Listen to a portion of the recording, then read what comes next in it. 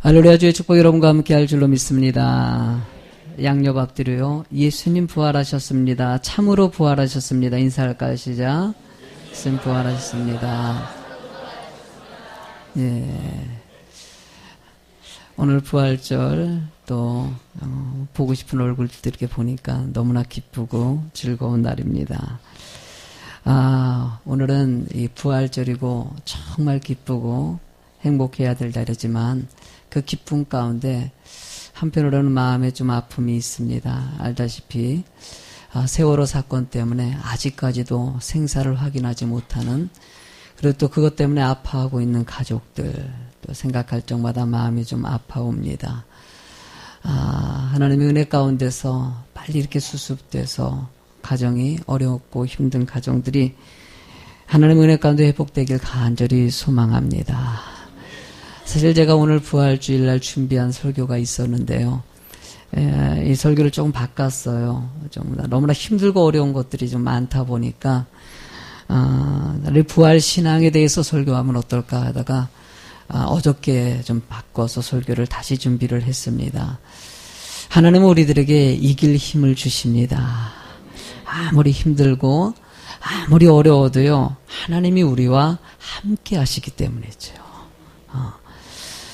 여러분들이 아실지 모르겠어요. 그 맨체스터 유나이티드라는 축구팀이 있어요. 거기 옛날에 감독으로 있었던 이 퍼거슨이라는 분이 계십니다. 이분이 몰랐는데 이분이 전 세계적으로 최고로, 아주 감독이라면 최고로 친다고 합니다. 제일 유명하고 또 가장 큰 영향력을 미치는 감독이라고 손꼽았다고 얘기를 하더라고요. 근데 이 감독에 대한 얘기를 할 때 이 박지성 선수가 거기 있으면서 그분이 얘기한 내용이 있어요. 그러니까 박지성 선수가 경험한 퍼거슨 감독과 이 맨유라는 이 팀은 자기가 보기에는 좀 특별했다는 것이에요. 그래서 무엇이 특별하냐 그랬더니 이 퍼거슨이라는 분은 이 사고가 있대요. 어떤 사고냐면은 승리의 사고를 갖고 있다는 거예요. 그러니까 절대 나는 지지 않는다, 이런 사고를 갖고 있다고 합니다. 그러니까 이 퍼거슨 감독이 있었을 때 호날두라는 아주 세계적인 선수지요. 베컴이라는 선수, 이런 선수가 이 팀에서 떠날 때도요, 조금 더 흔들리지 않았대요. 나는 저 사람이 없어도 나는 승리를 할 수 있다, 이런 사고를 가지고 있었다는 것이에요. 그래서 그렇게 사고를 가지고 그렇게 운영했던 축구팀이 유명한 선수들이 빠져나가는데도 불구하고 우승을 했다는 것이에요. 그래서 박지성 선수가 자기도 그걸 닮고 싶어가지고 참 애를 쓰고 알게 모르게 자기도 그게 좀 배어 있어서 기분이 좋다라는 고백을 하더라고요. 여러분들, 이 퍼거슨 감독이 가지고 있었던 그분, 근데 하나님은 우리를 하나님의 형상으로 지으셨어요. 우리 속에는요, 하나님의 영적인 은혜가 이미 배어져 있습니다. 특히 예수 믿는 사람들은요, 이 알게 모르게 이 승리의 삶을 살아가는 긍정적인 사고가 이미 삶 가운데 배제되어 있고요. 자연적으로 그 하나님만 의지하면은요, 못할 것이 없다는 것을 알게 하시도록 주님이 인도하신다는 거예요. 힘들고 어려운 상황 가운데서도 분명히 이길 힘이 있습니다. 불가능하다고 얘기하는 그 순간 가운데서도 가능성을 보게 하셔요. 금요일날 우리가 철야 예배 때 다니엘에 관한 얘기를 할 때 다니엘도 철저한 긍정적인 사고를 가지고 있었던 사람이에요. 왕의 진미를 먹지 않으면 목숨이 위태로운데도 불구하고 난 그런 거 상관없겠다. 나는 그냥 진미 안 먹고 그냥 주님 은혜 가운데 야채를 먹으면서 하나님께 영광 돌리겠다고 고백합니다. 근데 그가 몸이 건강해집니다. 왕의 꿈을 해석을 아무도 못하는데도 불구하고 다니엘이 자기가 꿈을 해석할 수 있다고 당당하게 선언합니다. 실제적으로 그 꿈을 들은 것도 아니고 아는 것도 아닌데도 선언합니다. 이유는 무엇이냐면은 내 안에 하나님이 가르쳐 주실 것이라는 확신이시죠. 이 확신 때문에 고백했더니만 하나님이 알게 하시고 그 꿈을 해석하더라는 것이에요. 다니엘이 위험에 따라가지고 사자굴 속에 들어갑니다. 이번 주 금요일날 할 내용이 바로 그 내용인데요. 사자굴 속에 들어가는 그 위협과 어려움과 두려움 가운데서도 조금 더 흔들리지 않습니다. 왜 그럴까요? 그 속에는요, 긍정적인 마인드가 뿌리를 내리고 있거든요. 하나님이 나와 함께 하신다는 것이에요. 저는요, 이번에 이 세월호 사건 때문에 아이들을 볼 때마다 마음이 정말 메어져요. 그 아이들이 힘들고 어려운 상황 가운데서도 혹여나 믿음이 있었다면은 그 아이들이 그 두려움이 변하여 기쁨이 될 줄로 믿습니다. 하나님이 나와 함께 하신다. 이 땅에 누구나 끝은 있게 마련이에요. 그 아이들이 그 배를 탈 때 오늘 이 배가 마지막 배라고 생각한 사람 한 명도 없었을 것입니다. 그러나 그것이 마지막 순간이었던 것이에요. 아마 그 물 깊은 곳에서 아마 뭐 좀이라도 기회가 있는 아이들은요, 그 안에서도 아마 제가 보기에는 믿음 있는 아이라면 기도하면서 하나님을 의지하고 혹시나 주변에 믿지 않는 사람이 있으면은 얘야, 지금 우리가 기회가 없다. 이제 시간이 얼마 안 남은 것 같다. 내가 하나님 믿고 있는데 같이 천국 갔으면 좋겠다 라고 얘기하는 성들도 분명히 있었을 것이에요. 하나님은요, 그래요, 힘들고 어렵습니다. 그래도 이기게 하십니다. 하나님은 길을 열어주십니다. 사망 권세를 이기시고 부활하신 예수님이 우리와 함께 하시기 때문이에요. 저는 여러분들이 이 부활 신앙에 대해서 잘 배우셔서 이 어려운 시간, 정말 온 국민이 어려워하는 이 시간을 믿음으로 이겨내는 주의 성도들이 될 줄로 믿습니다. 우리가 첫 번째로 알아야 될 것은요, 같이 한번 읽어봤으면 좋겠습니다. 시작. 부활신앙은 불가능을 가능하게 하는 능력입니다. 불가능을 가능하게 한다는 거예요. 여러분 1절과 2절에 이렇게 써 있습니다. 시작.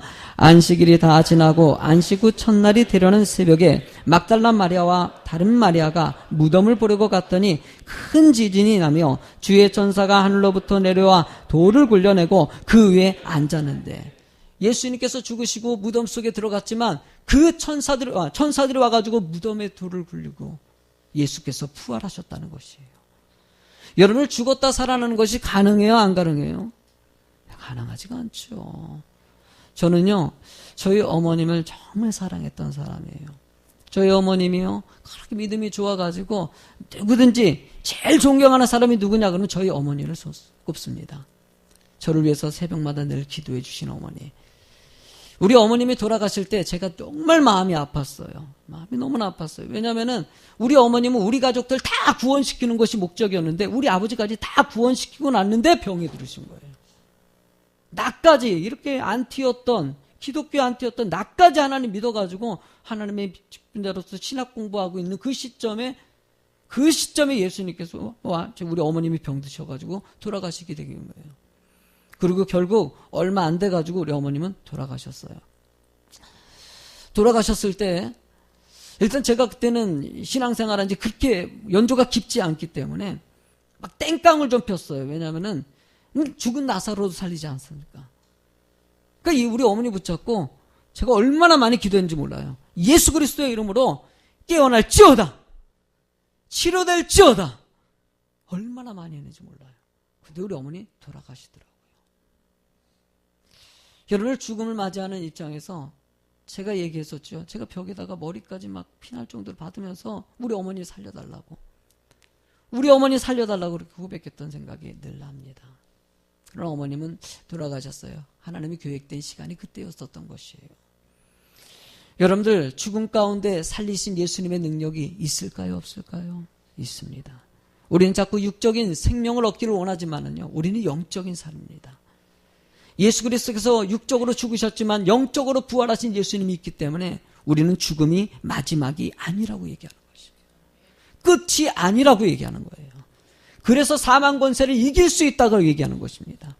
저희 여러분들의 삶에 이 사망의 모든 어두운 권세를 이길 수 있는, 죽음까지로 승리하신 예수 그리스도를 따라가는 그런 승리의 성도가 되실 줄로 믿습니다. 베드로가 부활 신앙을 경험하고 예수님이 십자가에 못 박혔을 때 부인하고 도망거린 베드로가 부활 신앙을 경험하자 여러분, 베드로는 어떻게 변화됐습니까? 여러분, 사도행전 3장 6절의 말씀에 이렇게 써 있습니다. 같이 읽어보실래요? 시작. 베드로가 이르되 은과 금은 내게 없거니와 내게 있는 이것을 내게 주노니 나사렛 예수 그리스도의 이름으로 일어나 걸으라 하고, 예수 그리스도의 이름으로 일어나라 그랬더니 일어나더라는 것이에요. 여러분, 이전까지 못했던 그 놀라운 기적 같은 일들이 내 안에서도 일어난다는 것이에요. 왜? 하나님이 나와 함께 하시기 때문에. 우리가 왜 못합니까? 왜 불가능합니까? 하나님을 절대적으로 의지하는 믿음이 약하기 때문이라고 얘기합니다. 하나님은 이 세대에 하나님을 절대적으로 의지하는 믿음을 원하십니다. 우리 예수비전교회가 그 믿음 가운데 바로 서서 주님을 바라보는 주의 성도들이 되실 줄로 믿습니다. 우리가 두 번째로는요, 부활신앙은 두려움을 이기게 한다는 것이에요. 예를 본문의 4절과 5절 말씀을 읽어볼까요? 지키던 자들이 그를 무서워하며 떨며 죽은 사람과 같이 되었더라. 천사가 여자들에게 말하여 이르되 너희는 무서워하지 말라. 십자가에 못 박히신 예수를 너희가 찾는 줄을 내가 아노라. 바리새인들은 예수님의 시신이 잃어버릴까봐 병사들을 갖다가 지키게 만들었어요. 그러나 이 지키는 사람들이 있는 반면에 예수 그리스도를 찾는 여인들이 있었다는 것이에요. 주님이 늘 우리들에게 원하시는 것은요, 아무리 힘들고 어려운 상황 가운데서도 주를 찾는 자가 되기를 원하신다는 거예요. 여러분들 이 본문의 말씀 보니까는 천사들이 두 여인에게 무서워하지 말라라고 얘기하고 있어요. 그건 무서워하고 있다는 것이에요. 두려워하고 있다는 것이에요. 예수님을 따랐던 예수님의 12제자와 모든 사람들은요, 맹목적으로 예수님만을 의지했어요. 그런데 이 예수님께서 십자가의 맹목적으로 정말 형벌에 거기서 죽으심을 당하는 걸 보고 모든 제자들도 다 떠나가고요, 많은 사람들이 예수를 오히려 죽이라고 얘기하는 사람들이 됐더라는 것이에요. 여러분, 이러는 밑바닥 같고 두렵고 힘든 상황 가운데서도 주를 찾는 사람들이 있었다는 것이에요. 여러분들 이 순간에 주님이 여러분들에게 원하는 게 무엇이겠습니까? 이렇게 힘들고 세월호 때문에 마음이 아프십니까? 여러분들의 삶 가운데 힘든 일이 있으십니까? 주님은 찾는 자를 원하시는 거예요. 누구나 힘든 순간이 다 옵니다. 엘리야는요, 350명의 우상을 섬기는 선지자들과 싸워가지고 승리합니다. 할렐루야. 대단하지 않습니까? 이렇게 승리하고 나서 나왔는데 이세벨이라는 사람에게, 여자에게 목숨의 위협을 받자 이 엘리야가 도망다니면서 이런 고백이 합니다. 열왕기서 19장 4절 말씀에 한번 읽어보실래요? 어떤 고백을 하는지. 자기 자신은 광야로 들어가 하룻길을 가서 한 로뎀 나무 아래에 앉아서 자기가 죽기를 원하여 이르되 여호와여 넉넉하오니 지금 내가 내 생명을 거두시옵소서. 나는 내 조상들보다 낫지 못하나이다 하고 850명과 싸울 때 이 당당함이 어느 순간에 사라져버리고 나 지금 죽겠어요. 나 너무나 힘들어요. 자살하고 싶을 정도의 그 두려움이 몰려오더라는 거예요. 우리 인생에 여러분들 근심 걱정 없을 때가 있는 반면에 수도 없이 이런 일들이 다가올 때가 있어요. 너무나 고통스러운 거예요. 차라리 내가 물속에 빠졌으면 좋겠다고 얘기하는 가슴 아픈 이 일들. 너무나 힘듭니다라고 이 고백하는 순간에 주님은 나와 함께한다. 여러분, 이 말에 그 뒤에 하나님께서 하는 말씀은 너 나와 함께한다. 내가 너와 동행한다라는 말이에요. 이 말씀을 끊임없이 들었던 이 엘리야가 여러분들 8절에서는 이렇게 고백합니다. 같이 읽어보실래요? 시작. 이에 일어나 먹고 마시고 그 음식들의 힘을 의지하여 40주 40일을 가서 하나님의 산 호렙에 이르니라. 할렐루야. 다시 일어나서 가더라는 것이에요. 하나님 우리들에게 일어나는 자가 되기를 원하십니다. 낙심하셨습니까? 힘드십니까? 두려우십니까? 아니에요. 주님은 여러분에게 또 부르십니다. 다시 일어나. 힘내. 할 수 있어. 내가 너와 함께 하잖아. 여러분들, 제가 이 설교를 준비하면서 이 찬양이 떠오르더라고요. 찬송가 263장인데요.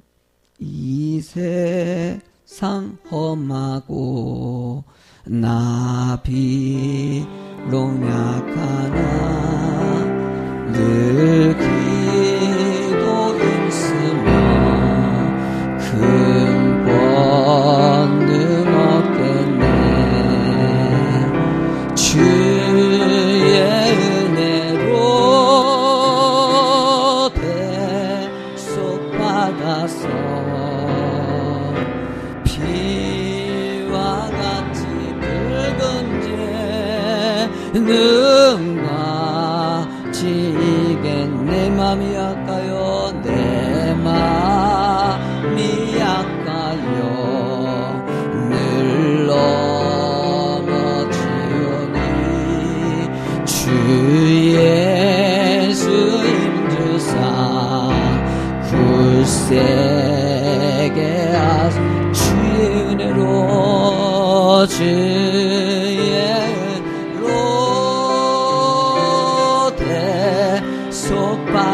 대속받아서 피와 같이 붉은 재능같이. 여러분 가사를 보니까 이 세상 험하고 나 비록 약해요. 너무나 험한 세상에 너무나 약해집니다. 그러나 그 뒤에 뭐라고 얘기합니까? 늘 기도 힘쓰면 강 건너 얻는다. 내 마음이 약해서 매일 넘어집니다. 나 주님 의지하려고 하는데 순간순간 약해져가지고 넘어집니다. 그래도 주 예수 힘주사 굳세게 하십니다. 하나님이 여러분들에게 힘을 주실 줄로 믿습니다. 약해지셨습니까? 주님이 여러분들에게 부르십니다. 다시 일어나. 너 내가 함께 하자냐. 부활신앙은요, 여러분들의 믿음이 어떤 어려움이 오더라도 흔들리지 않고 다시 일어서게 만들어주는 거예요. 세 번째 부활신앙은요, 생명력을 가지고 있습니다. 여러분들 7절의 말씀을 같이 읽어볼까요? 시작. 또 빨리 가서 그의 제자들에게 이르되 그가 죽은 자 가운데서 살아나셨고 너희보다 먼저 갈릴리로 가시나니 거기서 너희가 배우리라 하라. 보라 내가 너희에게 일렀으리라 하거늘. 예수님께서요 부활하시고 나서 갈릴리에 먼저 가 있다 그러고 갈릴리로 오라고 얘기하고 있어요. 여러분 갈릴리로 오라는 뜻이 무엇일까요? 왜 여기서 안 만나고 갈릴리에서 만나자고 얘기했을까? 여러분 갈릴리는요 예수님이 제자들과 열심히 사역했던 곳이에요. 사랑을 나눴고 같이 웃고 같이 울었고 복음을 증거하고 죽은 자를 살리고요 병든 자를 치료하고요 늘 은혜가 가득했던 장소였어요. 그런데 이 제자들이요 예수님이 십자가 못 박혔을 때 다 도망가 버립니다. 여러분 이런 가운데 예수님이 뭘 원하시겠습니까? 야 갈릴리에서 너희들과 함께 있었던 순간 기억하지 않냐? 첫사랑이에요. 나 맨 처음에 하나님 믿고 나서 하나님의 은혜 가운데 열심히 봉사하고 헌신했었는데 어느 순간에 세상의 유혹에 빠져가지고요 멀어질 때가 얼마나 많이 있습니까? 주님이 우리들에게 원하시는 것은요, 야 갈릴리에서 만나자. 그곳에서 내가 너희를 기다리겠다. 그때 있었던 그 기쁨과 은혜, 하나님의 충만한 복이 다시 진행될 것이다. 하나님이 여러분들에게 다시 이끌어가기, 다시 회복되기를 원하시고 그 자리에 있기를 원하신다는 것이에요. 여러분들 이 봄철에 씨앗을 심다 보면 느끼는 게 겉으로 보기엔 죽어 있는 것 같아요. 죽어 있는데도 불구하고요 그 안에 생명력이 있어요. 피라미드에서 발견된 3000년대의 씨앗을 심었더니요 그 씨앗이 싹을 내더라는 거예요. 제가 또 이 예배 때 또 씨앗을 안 가져왔네. 아휴 내가 안 되겠어 나는 이렇게 자꾸 까먹어요. 일부 예배 때도 안 가져왔다 그랬는데 겨자씨 안 가져왔어. 내가 모니터 밑에다 놨는데 또 안 가져왔어. 아유, 이 겨자씨가요 정말 조그만해요. 여기다 놓는데요 이게 훈련까지 했어요. 내가 여기다 놓는 훈련 얼마나 작은지요. 그래도 놓는 훈련 잘해가지고 내가 올리는 것까지 했는데 물을 약간 묻히면 쓰더라고요. 다 보여주려고 했는데 안 보여요. 정말 조금해. 모래보다도 작아요. 그 작은 씨앗이요 심으면은요 나무가 돼가지고요 새가 깃들게 돼요. 믿으십니까? 겉으로 보기엔 죽은 것 같아요. 너무나 나약하게 보여요. 벌벌일 없게 보이지만 그 안에 생명력이 있다는 것이에요. 하나님이 여러분들에게요 겉으로 보기엔 별 볼 일 없어 보여요. 너무나 나약해 보여요. 그래도 주님이 내 안에 계시기 때문에 그것이 생명력이라고 하고요 다시 일어서게 하시더라는 것이에요. 로마서 8장 2절 말씀에 같이 한번 크게 한번 읽어보실래요? 시작. 이는 그리스도 예수 안에 있는 생명의 성령의 법이 죄와 사망의 법에서 너를 해방하였느니라. 할렐루야. 하나님이 여러분들을 해방하신 줄로 믿습니다. 자유하게 하신 줄로 믿습니다. 그 하나님 바라보고요 우린 당당하게 걸어가는 것이에요. 마지막 네 번째 우리가 알아야 될 것은요 같이 한번 읽어보실래요? 시작. 부활신앙은 사명을 회복시키십니다. 부활신앙을 가진 사람들은요 하나님이 주어진 사명을 다시 보게 만들고 다시 일어서게 하더라는 것이에요. 여러분들 8절의 말씀을 한번 읽어보세요. 시작. 그 여자들이 무서움과 큰 기쁨으로 빨리 무덤을 떠나 제자들에게 알리려고 다름질할세라고 얘기합니다. 여러분, 그 여인들에게 사명을 줍니다. 예수님이 부활하신 이 소식을 가지고 갈릴리에 가서 전해라 그랬더니 다름질 달려갔다고 얘기하고 있어요. 낙심과 좌절 가운데 있었던 그 삶에 두려워했던 그 모습이 이제는 생기를 얻습니다.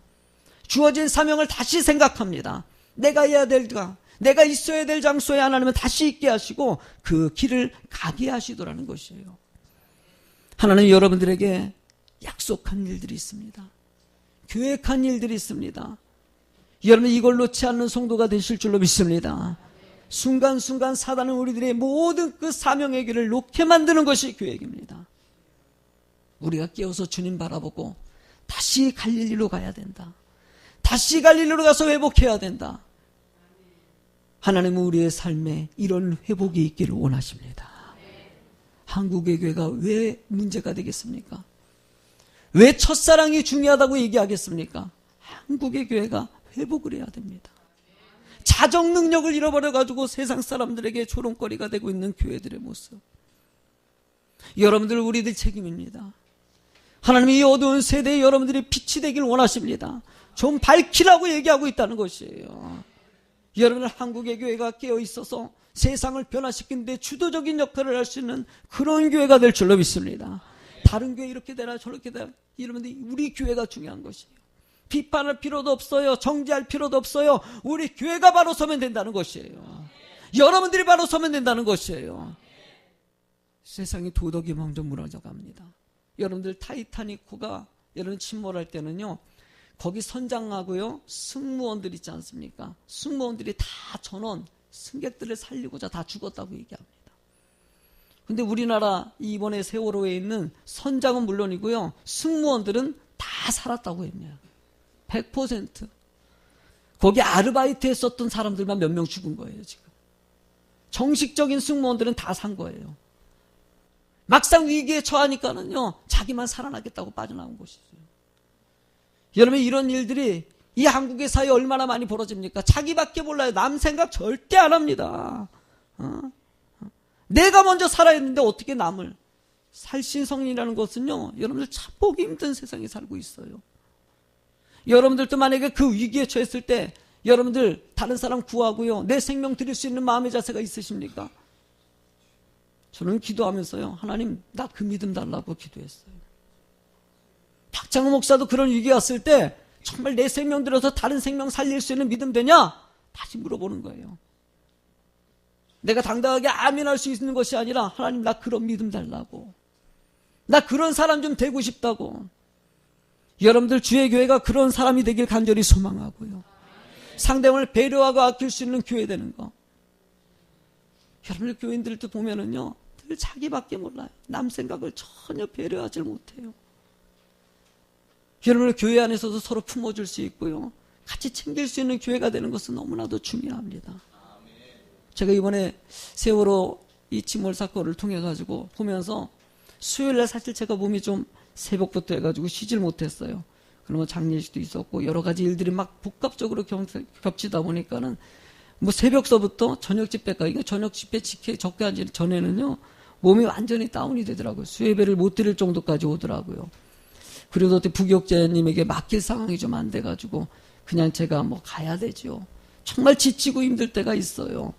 근데 나가서 이렇게 말씀 전할 때도 제가 왜 그랬냐면요, 이 세월호 사건 때문에 내가 마음이 찢어졌어요, 정말. 이런 힘들고 어려운 상황 가운데서도 여러분들, 지금 우리 교단에 있는 이 아이들이 있더라고요. 문자가 왔어요. 우리 교단에 지금 보니까는 14명이 관련이 돼 있더라고요. 3명이 구출되고 1명이 죽었고요. 지금 11명이, 더 많군요. 11명이 지금 실종된 상태예요. 여러분들, 어쩌면 우리 같은 교단에 있기 때문에 전체 교회를 따졌을 때 숫자가 더 많아지겠지요. 여러분, 마음이 얼마나 메워지는지 몰라요.